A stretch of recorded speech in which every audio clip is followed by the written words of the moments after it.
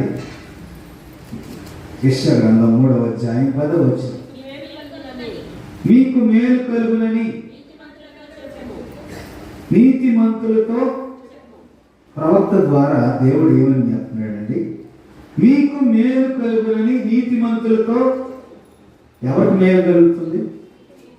నీతిమంతులు. ఎవరైతే నీతి కలిగిన కుటుంబాలు ఉంటాయో సమాజంలో వారికి ఏం కలుగుతుందండి? మేలు కలుగుతుంది. ఎందుకంటే భక్తి గల పని అది ఆశీర్వాదకరంగా దేవుడు దీవిస్తాడు. అదే ఈ 128వ కీర్తనలో మరి దేవుని యొక్క ఉద్దేశం. చూడండి, దేవుడు కట్టేటటువంటి 3 విషయాన్ని నేను జ్ఞాపకం చేసి నా మాటలను ముగిస్తాను. నేను ఆదికాండం 1వ అధ్యాయం 1వ వచనంలో దేవుడు యెహోవా దేవుడు భూమి ఆకాశాలను సృజించాడు. సృజించినటువంటి దేవుడు ఏం చేశాడు? ఏదైనా వనంలో ఆదామును కూడా సృజించాడు. అంటే యెహోవా అక్కడ ఇల్లు కట్టించాడు. ఎవరికి? ఆదాము హవ్వలకి ఇల్లు కట్టించాడు. ఆ ఇల్లు కట్టించినటువంటి ఆదామును ఏ విధంగా దీవిస్తాడంటే, మరి నీవు ధన్యుడవు, నీకు మేలు కలుగును, నీ లోబిట నీ భార్య ఫలించు ద్రాక్షవల్లి వలె ఉండడం. ఫలించు ద్రాక్షవల్లి వలె ఉండడం.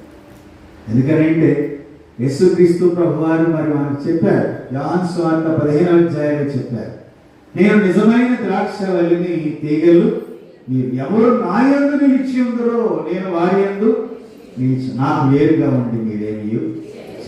కుటుంబ వ్యవస్థలో చిన్న చిన్న పొరపాట్లు ఉండకపోవు, వైషమ్యాలు ఉండకపోవు, మనస్పర్ధలు ఉండకపోవచ్చు, మిస్అండర్స్టాండింగ్స్ ఉండకపోవచ్చు.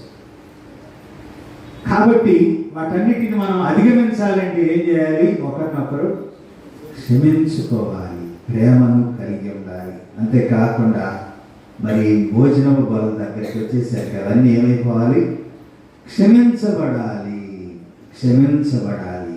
ఎందుకనంటే భార్య ద్రాక్షవల్లి, భక్తి గలవారి ఇంట్లో భార్య ద్రాక్షవల్లిగా ఉందంటే ఆమె ఫలించే తల్లిగా ఉంటుంది. భార్య ఏం చేస్తుంది? యజమానురాలు బిడ్డలకి, భర్తకి, అంటే తండ్రికి బిడ్డలకి గొడవ వచ్చినప్పుడు తల్లి పాత్ర ఏంటి చెప్పండి? ఏం చేయాలి? సముదాయించాలి. బిడ్డలను సముదాయించాలి, ఇటు భర్తను కూడా. ఎక్కడికి వెళ్తారు వాళ్ళు? ఎక్కడికి వెళ్తారు? మన పిల్లలు ఎక్కడికి వెళ్తారని భార్య సముదాయించాలి. కానీ